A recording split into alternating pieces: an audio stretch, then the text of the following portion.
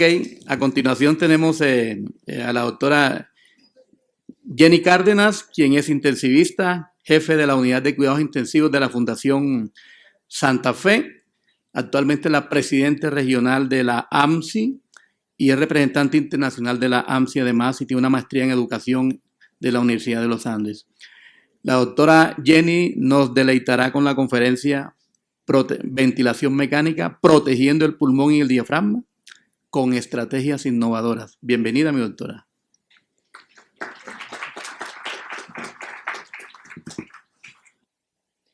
Buenos días a todos. Muchísimas gracias al comité organizador por la invitación. Para mí también es un gusto estar siempre acompañándolos. Hace un año no pude estar acá, pero hoy es un gusto que podamos compartir esta mañana de ventilación mecánica. Voy a hablarles entonces de las estrategias para proteger el pulmón y el diafragma, estrategias actuales, un poquito de dónde venimos y hacia dónde vamos.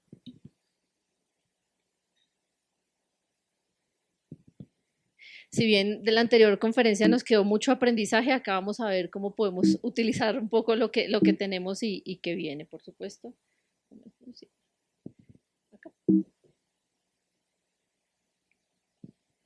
Entonces no tengo ningún conflicto de interés para esta charla, diferente a las relaciones académicas que tengo con el Hospital Universitario, Universidad del Rosario, profesora Universidad de los Andes, con las asociaciones que ya muy bien mencionaron, y esto hace que el objetivo primordial de mi charla también esté basado en la mejor evidencia clínica disponible que tenemos para las diferentes estrategias. Buscando un poco, bueno, ¿y qué hay de nuevo en esta ventilación protectora o cómo estamos llamando actualmente a la ventilación protectora? Porque esto ha venido como alrededor de más o menos ya 25 años atrás o mucho más, pero digamos que hablando de estrategias ventilatorias protectoras venimos hablando, pues encontré estos 3 artículos que me parecen muy interesantes. Si quieren y pueden acceder a ellos, están libres y le dan a uno como el abordaje global de lo que va a ser el desarrollo de mi charla. Me he planteado entonces 3 objetivos principales. Uno es recordar por qué es importante hablar de protección pulmonar en los pacientes críticos, por qué es realmente cambia los desenlaces de nuestros pacientes. El segundo objetivo es conocer las estrategias actuales y su evidencia en la práctica clínica, qué tenemos y realmente si van a cambiar esto o no. Muchos estudios en cuidado intensivo y lo sabemos, dependiendo de la población objetivo a la que esté indicado, pues vamos a tener los diferentes resultados, pero realmente la evidencia que nos dice. Y por tercer objetivo me he planteado dejarles un poco el reto de querer investigar más sobre la fisiología y la aplicabilidad de los subgrupos de pacientes que podamos entre todos identificar. En la charla la vamos a desarrollar entonces en un poco de introducción, en la evolución del SDRA, estrategias ventilatorias personalizadas en SDRA, la evaluación de la función diafragmática y las conclusiones. Y es que, ¿por qué nos enfocamos en SDRA si hablamos de ventilación mecánica? Porque inicialmente, gracias, tenemos entonces que todos los estudios se han hecho es a partir del ARDS Network, del estudio ARMA, y esto es un poquito del pasado que vamos a hablar, porque en el 2000 empezó a cambiar todo esto. ¿Qué tenemos ahora y qué estrategias futuras podemos implementar? Y es que si somos específicos en el manejo ventilatorio de nuestros pacientes, cerca, no sé, de un 10% de nuestros pacientes van a desarrollar SDRA estando en las unidades de cuidado intensivo. La mortalidad en ellos sigue siendo muy alta. Vemos como en las últimas 2 décadas hemos venido implementando este concepto de estrategias de ventilación mecánica protectora con el ARDS Network, el estudio ARMA, que implementó 2 cosas principales, que fueron el volumen corriente, digamos que menor de 6 mililitros por kilo, y el control de la presión meseta. Esas 2 cosas nos decían, ya estamos de pronto entrando a ventilar a nuestros pacientes con una adecuada protección. Sin embargo, la mortalidad en ese tiempo nos hablaba en 861 pacientes del 31% para pacientes que se iban al brazo de ventilación mecánica protectora, y quienes no, cerca del 39.5% tenían esa mortalidad. 5 años más tarde de este grupo, en el 2005, un estudio epidemiológico de Ruben Feld habla de 1.113 pacientes con una mortalidad que, vean, nos sigue sin cambiar, de 38.5%, ya estableciendo estrategias de ventilación mecánica protectora. ¿Y qué tenemos hacia el último, digamos, grande estudio que tenemos, que es el Lung Safe Study? Este nos habla de, se hizo un estudio en el 2014, fue ya publicado en el 2016, con 2.377 pacientes, porque este ya fue multicéntrico, más de 29.000 pacientes estaban incluidos, como les digo, el 10% aproximadamente desarrolla SDRA, y de estos ya podíamos establecer, porque en eso nos ayuda el RDS Network, y es en establecer muy bien el grupo de pacientes. Entonces, leve, moderado y severo en SDRA, la mortalidad sigue siendo alta, 34.9% para leve, 40% para el moderado y 46.1% para severo. Entonces, ahí es cuando uno empieza a decir, bueno, si debemos seguir implementando estas estrategias de ventilación mecánica protectora adecuada. Desde en ese momento ya les dije los dos criterios que veníamos hablando. Hoy, cuando hablamos de ventilación mecánica protectora, debemos incluir dos términos importantes. Uno, que son los que el ventilador le va a hacer la injuria al paciente a través de dos órganos, que es el pulmón y el diafragma. A través del pulmón, ¿cómo lo va a hacer? A través del estrés y el strain. El estrés es esa fuerza que le estamos imponiendo al parénquima pulmonar, por supuesto, digamos de forma positiva y activa, y el strain es la deformidad que le tenemos al paciente, al parénquima pulmonar en reposo, ¿cierto? Y ahí tenemos dos grandes opciones de lesión y de daño, y son tanto la sobredistensión como el desreclutamiento. Cualquiera de estas dos nos va a generar una lesión pulmonar infligida por el ventilador. Eso en el ventilador. Y si es el paciente el que no tenemos con una adecuada sedación, el que no tenemos cómodo con el ventilador, pues nos va a generar dos tipos de lesiones también, que son principalmente diafragmáticas, y una está atribuida a la atrofia diafragmática por un esfuerzo que es mucho menor al que el paciente necesita dar, es decir, le estamos dando todo al paciente, el paciente no hace ningún esfuerzo, y en menos de 24 horas, ojo a esto, ya tenemos un 60% de la debilidad del diafragma instaurada en nuestro paciente. Y cuando lo vamos a extubar, el 80% de nuestros pacientes tiene algún compromiso de la debilidad o de la debilidad diafragmática. Y cuando nosotros ponemos a trabajar mucho al paciente, lo que va a hacer es un esfuerzo aumentado, y esto nos va a llevar a una lesión pulmonar.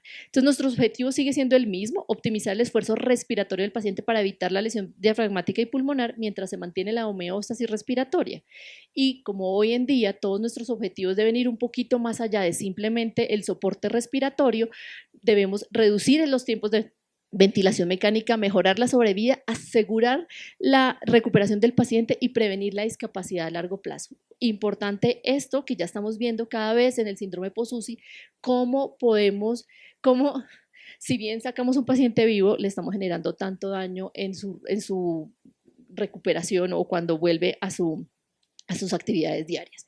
Entonces, a través de estos 20 años atrás, 25 años, ¿cuáles son los ensayos clínicos aleatorizados que han mostrado una mejoría en la mortalidad? Son dos principales, que es las dos estrategias: la relajación neuromuscular, que como vimos en el Accuracy con ventilación mecánica protectora, nos habla de bajo PIB y FiO2, ya lo habíamos dicho, todos manejamos las tablas en el ventilador, esto era, digamos que antiguamente a través del PIB y la FiO2, que redujo mortalidad y barotrauma. Sin embargo, ¿por qué se consideró esa mejoría? Porque había un silenciamiento del músculo respiratorio que prevenía la sincronía con el ventilador, pero ya sabemos, más adelante se hacen unos estudios post-hoc como el Rose Trial, que ya no mostró beneficios en PIB altos, es decir, parecía una muy buena estrategia, pero al final del día no era adecuada para estos pacientes. Y la posición prona, que en esta también puedo, de hecho, tomarme toda una sola charla al respecto, que de hecho tuve la posibilidad de dar hace 2 meses en Sao Paulo con dos grandes de la ventilación mecánica y con todos los beneficios que tiene a su alrededor. Pero ¿qué es lo importante? Aumenta el volumen pulmonar al final de la aspiración, y esto hace que estas áreas pequeñas, este baby lung, que es el que debemos proteger porque es el que nos está generando un adecuado intercambio gaseoso de nuestro paciente, esta parte del pulmón que no se ha visto comprometida, que no está en las zonas dependientes, que no está llena de edema ni de respuestas inflamatorias, debemos protegerla. Entonces, al poner el paciente en prono, lo que nos va a ayudar es a reducir la heterogeneidad en la aireación pulmonar con muy buenos resultados. Sin embargo, desde el punto de vista farmacológico, existen más de 20 ensayos clínicos aleatorizados, no han mostrado una mejoría en la mortalidad. Tenemos óxido nítrico, surfactantes, omega 3 y los corticoides, que siguen siendo gran tema de discusión en congresos grandes, siguen siendo controversiales. Los últimos estudios observacionales que nos dicen que la dexametasona de forma temprana y en SDRA moderado a severo puede generar algún tipo de beneficio en la duración de la ventilación mecánica y en la mortalidad. ¿Qué falta? Evidencia. Y falta evidencia porque es que hablar de SDRA, vamos a ver si es así, es hablar de todo, ¿cierto? O sea, es una patología tan heterogénea que sus factores de riesgo son diferentes, los pacientes, cada uno de nosotros somos diferentes, las comorbilidades, ¿qué la desarrolla? Su etiología, pulmonar, extrapulmonar, o sea, cualquier cosa en un paciente crítico nos puede terminar en una SDRA, eso hace que sea heterogéneo. Entonces, ¿cómo pretendo yo que una estrategia específica me genere unos cambios en la mortalidad importantes? Eso es sumamente difícil. Sin embargo, ¿qué ha pasado a través de la evolución del SDRA? Que hemos logrado identificar esto a mí sí realmente me parece que son unos avances importantes que tenemos al lograr identificar ¿qué grupo de pacientes son los que se benefician? Si vimos que es tan heterogéneo, que es tan grande, que es tan diferente, que las áreas del pulmón que se pueden airear adecuadamente son difíciles de llegar, ¿cuáles serían esas dos estrategias? Nuevamente, regresando a nuestro estudio PROSEBA, en el análisis post-hoc que hizo Gattinoni, mostró un beneficio en la mortalidad del SDRA severo a los 28 días, ojo, con una diferencia significativa, 16 versus 32.8% y a los 90 días de 23.6 versus 41% en la mortalidad. ¿Para quiénes? Para quienes están en el grupo con PAFI menor a 150. Entonces ya tenemos una de las estrategias. Puede no ser muy innovadora, pero debemos establecerla a nuestros pacientes, ojalá de forma temprana. Y ojo con esto, que también nos trajo el PROSEBA. No dijo pongamos en prono a todos los pacientes, fue especificando el grupo específico, pacientes con SDRA que moderado a severo, pacientes que cumplían los criterios y además con un tiempo específico, 16 horas. ¿Con qué estrategias? Estrategias de ventilación mecánica protectora. Lo mismo pasó con el accuracy, ya en el análisis de los subgrupos mostró una mejoría de la relajación neuromuscular en pacientes que tengan PAFI menor a 120. El Machine Learning, y un poquito uniendo a la anterior charla, vemos que este es el que nos debe entrar a decir específicamente los fenotipos de los pacientes. ¿Este paciente es hiperinflamatorio o es hipoinflamatorio? ¿Es respondedor a PIP o necesita más manejo de hídrico o simvastatina y los demás? Fármacos que veremos si hay alguna respuesta para ellos. Entonces acá tenemos que debemos realizar la monitorización rutinaria de todas las variables, que como vemos hay unas variables desde el punto de vista de presiones, por supuesto en el manejo ventilatorio, hay otras que van a ser clínicas, hay otras que van a ser por medio del ultrasonido y ya vamos a entrar en cada una de ellas. Entonces, ¿cuáles son esas estrategias ventilatorias personalizadas para el SDRA? Ojo, personalizadas. Venimos de conocer muy bien el volumen corriente, entonces que debe ser menor o que debe ser 6, entre 4 y 8 mililitros por kilo, pero ¿cuál es ese volumen corriente individualizado y por qué debemos individualizarlo? Porque el baby long es diferente en cada uno de los pacientes, porque dependiendo de la posición también va a cambiar, porque dependiendo de la etiología, esta va a ser diferente. Entonces, entre menor parénquima tengamos disponible, mayor va a ser la deformación cíclica uno a uno de los pacientes, ¿cierto? Esto nos ayuda a reducir el estrés y el strain del que ya les hablé, y acá entra un término importante que todos muy bien manejamos y es la compliance del sistema respiratorio. ¿Qué dijo entonces Marcelo Amato? Empezando hace como alrededor de 20 años, habló de la relación fuerte que existía entre el driving pressure, entre esa presión de conducción de la vía aérea y la relación con la sobrevida. Hoy tenemos que son 9 ensayos clínicos autorizados los que nos hablan de una menor mortalidad hospitalaria al tener una ventilación, digamos, individualizada. E individualizada quiero referirme a que podamos poner ese pulmón que es funcional, es decir, el que está haciendo el adecuado intercambio gaseoso, a protegerlo adecuadamente. Segunda estrategia, PIP individualizado. En esto hice toda la revisión desde principio a fin. No hay una estrategia hoy que nos hable de un PIP óptimo en nuestros pacientes. Sabemos que tenemos que tener PIP, sí, eso lo sabemos hace más de 25 años. Sabemos que menor es más, no estoy tan segura. Que mucho es el ideal, tampoco. Y también lo vimos en nuestros pacientes. Quizá COVID nos trajo muchas de esas lecciones aprendidas para decir, de pronto no siempre mucho es más, pero sí vamos a ver de pronto cuál es esa mejor estrategia para establecer el PIB. Y ya lo dijo en nuestra anterior charla Ever, y es contar con el catéter de presión esofágica. Hoy es la mejor evidencia que tenemos para medición de un adecuado PIB. ¿Y por qué? O sea, digamos que cuál es su diferencial. Si bien tenemos entonces que el estrés y el strain impuesto en nuestro parénquima pulmonar va a ser el único dispositivo que lo va a poder medir adecuadamente, es el catéter de presión esofágica. Va a diferenciar la presión de la vía aérea de la presión pleural de la presión transpulmonar, y es ahí donde ya empezamos a hablar de un daño mucho más específico del parénquima y no tan global, porque nos diferencia presión pleural, que es esta presión que se le impone a la pared torácica, y la presión transpulmonar, que es la presión del parénquima pulmonar. ¿Cómo podemos optimizar el PIB? Mediante una presión de distensión pulmonar sostenida, y al parecer acá, ojo, vamos a ir especificando cuál es el grupo que se va a beneficiar más, pero se cree que teniendo una presión esofágica objetivo, digamos que mayor a 0 o cercana a 0, mayor a 0 en realidad es para pacientes obesos y cercana a 0 para la mayoría de los demás. Prevenir la telectasia ajustando el PIB de modo que la presión transpulmonar expiratoria sea ligeramente positiva, y veamos cómo esta gráfica nos muestra que la presión transpulmonar, todos sabemos, es PIB menos presión pleural, pero al tenerla un poquito más positiva, esta es una tomografía de un paciente con SDRA, está en la zona de arriba, la zona más ventral, es la zona no dependiente, que es la que está aireada adecuadamente. Si yo lo mantengo positivo, lo va a mantener abierto, donde va a haber el intercambio adecuado. Si lo mantengo o lo pongo, digamos que un poquito más cercano a 0, ya va a ser más similar a las zonas dorsales del pulmón, teniendo el paciente pues en supino, y ya en negativos ya va a haber un colapso total. Entonces esto nos va un poquito diciendo cuál es el objetivo, pero todavía nos queda mucho por establecer en cuanto a las patologías específicas. Presión esofágica absoluta, entonces no se va a ver afectada por el peso del corazón ni el mediastino, que es importante que el catéter de presión esofágica queda ubicado, y los datos que nos da van a ser alrededor de, no nos va a hablar del parénquima pulmonar, digamos que del otro lado o más distante, pero sí se cree que esas zonas son las que son más afectadas por el edema, por la inflamación, y por eso es el beneficio que trae, y ya vamos a ver cuál es la evidencia al respecto. Se debe calcular a través de la presión esofágica absoluta, y que tiene que ser mayor a 0.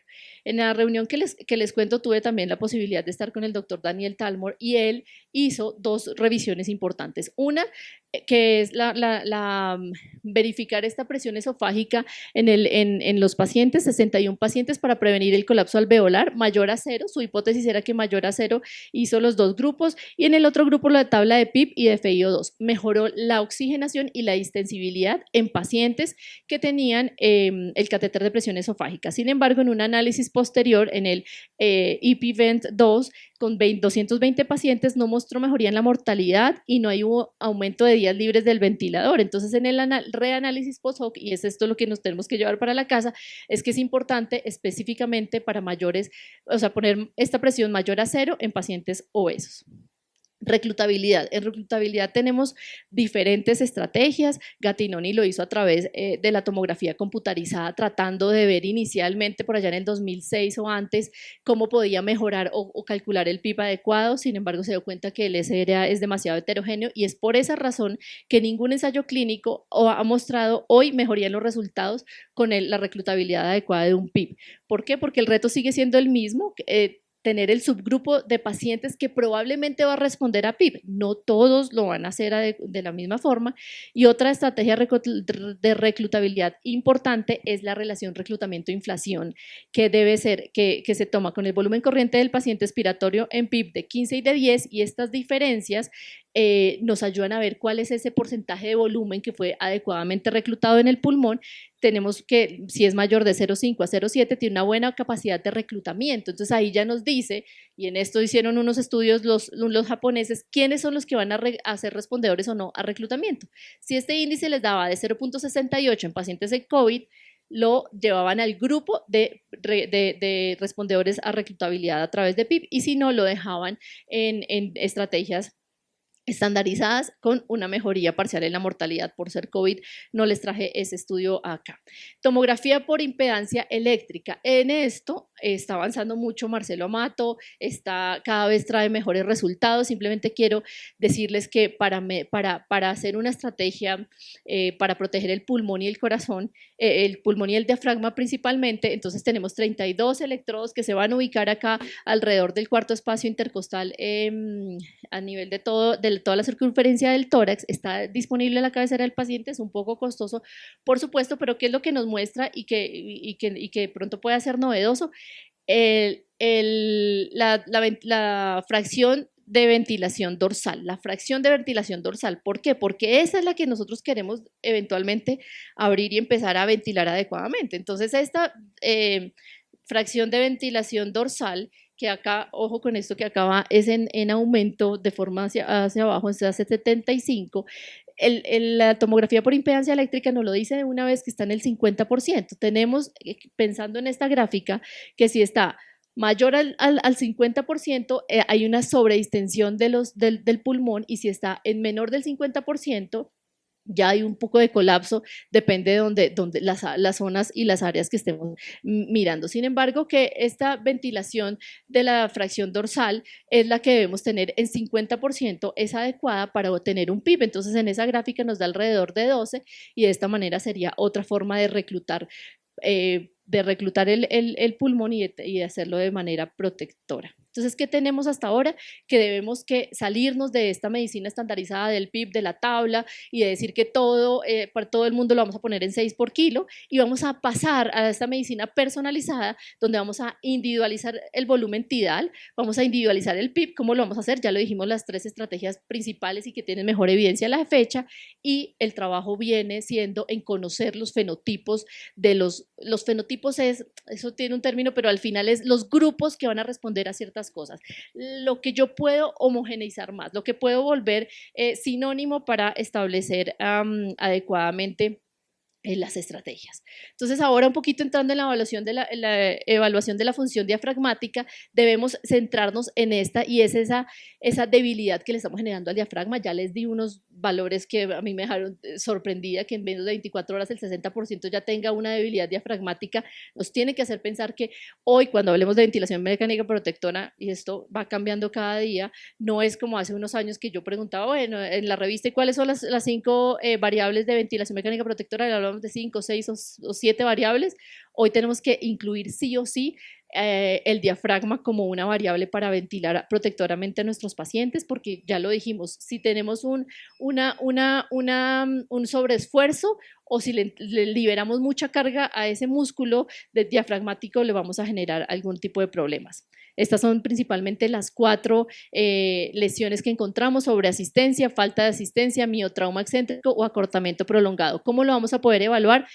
Por 3 diferentes herramientas. Uno, las presiones, que ya todos manejan muy bien, la P sub 0,1, la presión muscular, la presión del diafragma, y otra, digamos, un poquito innovadora que viene ahora, es la electromiografía, ese NAVA que nos va a hacer, digamos que con un circuito cerrado de retroalimentación, le va a entregar al pulmón adecuadamente lo que va necesitando de acuerdo al CO2 y de acuerdo a la capacidad que el ventilador tenga de detectar las necesidades en su paciente, y los cambios de los valores en la electromiografía se van a correlacionar linealmente con los cambios en los niveles de CO2.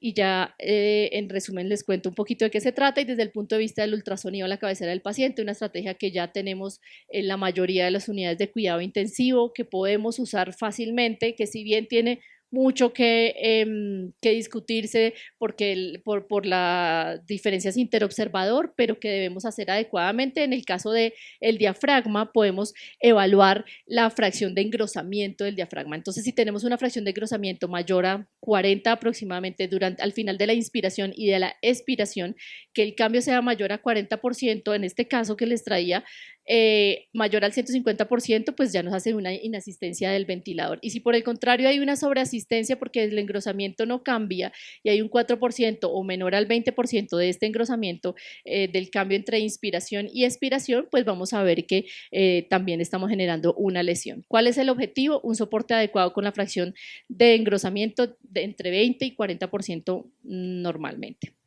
Entonces tenemos acá un resumen, parte de un resumen de las estrategias de ventilación protectora en el diafragma. Queremos disminuir el estrés y el strain y la atrofia diafragmática, podemos hacerlo mediante estimulación neuromuscular y mediante relajación de bloqueo neuromuscular parcial. Ya no estamos hablando de relajar completamente al paciente, vimos todos los efectos deleterios que trae, sino de hacerlo de forma parcial. Y un espacio importante viene para la remoción de CO2 porque nos va a interactuar con el estímulo quimiorreceptor y esto va a disminuir el drive respiratorio.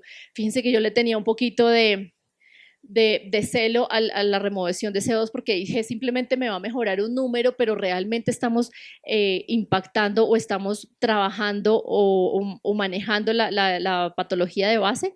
Parece que sí es muy importante empezar incluso a manejar ese número mientras el paciente se va recuperando adecuadamente. Este es el resumen entonces de todas las estrategias que les traje. Viene también la estrategia de estimulación del nervio frénico y potencialmente el bloqueo neuromuscular parcial y la remoción de CO2. Como conclusiones, entonces, tenemos que desde el estudio ARMA hay muchos esfuerzos para identificar estrategias que minimicen la lesión inducida por el ventilador, pero la mayoría no ha logrado hasta ahora mejoría en los resultados. ¿Por qué? Por los grupos heterogéneos desde el punto de vista biológico, fisiológico y morfológico. Debemos identificar los grupos que responden a terapias estratégicas y también debemos tener siempre en cuenta nuestro diafragma, evaluarlo, monitorizarlo para poder establecer una estrategia acorde al paciente utilizando todas las estrategias que ya les conté. Eso quería hablarles. Muchísimas gracias a todos por su atención.